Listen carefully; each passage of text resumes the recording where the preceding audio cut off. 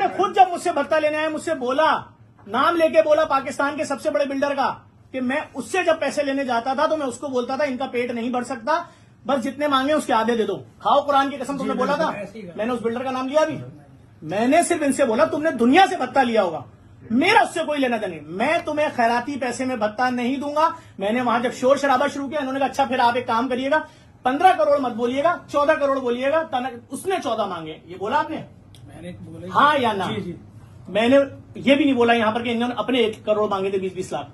मैंने बोला भाई वो एक ब्लैकमेलर है, मैं पर्चा कटवाऊंगा। मैंने इनको ये तक बोला, बड़े बड़े लोगों के बीच में डाला। ये मुझसे राब्ते में आ गए, इन तीनों की मेरे पास घंटों घंटों की ऑडियो है जिसके अंदर इन लोगों ने पूरा बताया उसकी करतूत। भाई आपने अलफजर वाले के वाकये के बाद छोड़ा था उसको जी, और उसने अपना कारोबार बंद कर दिया, उसे इतना भत्ता लिया है। एक नाम नहीं है, अभी इनके मुंह से लिस्टें सुनेंगे आपके। 20 साल का रिकॉर्ड है इनका, ये 20 साल पुराने साथी हैं, 20 साल पुराने साथी हैं। ये 7 दिन पुराना था। इसने कुरान सर पर रख के बोला कि आपको क्या बोला था महमूद ने जाते हुए, कितना पैसे जफर से मांगो जो आप लोगों ने कम करवा के 14 करवाए, बताएं इनको।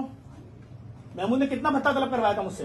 उन्होंने कहा था 20-25 क्या 20-25 रुपए करोड़? 20-25 करोड़। मुझे बताया इन्होंने कि उसने 25 करोड़ मांगे तुमसे, मैं तुमसे 14 करवा के आया हूं। मैं तो चुप हूं, तुम मुझे जाते हुए धमकी देते हुए जा रहे हो। जो आ रहा है मुझे धमकी दे रहा है, जो आ रहा है मुझे धमकी दे रहा है। किस बात की? मैंने क्या गलत किया भाई? मेरी बच्ची मार दो, मैं कुछ नहीं करूं।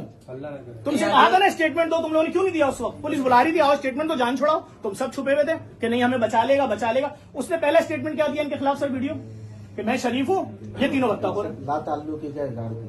नहीं, आपने अभी जो जफर अब्बास साहब को जो धमकी दी है उसको क्या मतलब आप इनको मार? मैंने क्या गलत किया? भाई हमारे बड़े हम तो साथ दे रहे थे शुरू से, जफर भाई से पूछ रहे तो थे। मैं तो आपसे कह रहा था जफर अब्बास साहब आप सही नहीं कर रहे हैं। नहीं, हमने कहा जफर भाई ने कहा था मैं तुम्हारे साथ हूँ। मैं तो आज भी बोल रहा हूँ भाई कि आप लोग अगर सच बोलोगे, सारी चीजें बताओ। मेरा नाम मोहसिन है, मेरे दोस्ती है मंजर भाई से, यार अब्बास से। इनके पास महमूद अख्तर नकवी साहब बैठा करते थे। उनकी जफर भाई से सोशल मीडिया के ऊपर वो जफर भाई के खिलाफ पोस्टें चला रहे थे और उनकी ऑर्गेनाइजेशन के खिलाफ।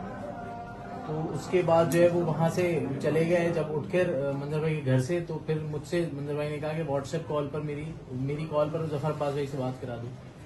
मैंने उनसे जफर अब्बास भाई से उनकी व्हाट्सएप कॉल पर बात कराई। व्हाट्सएप कॉल पर बात करके मंजर कासिम भाई ने बोला जफर अब्बास साहब से कि आप जो है वो होटल फरहान पर आ जाएं।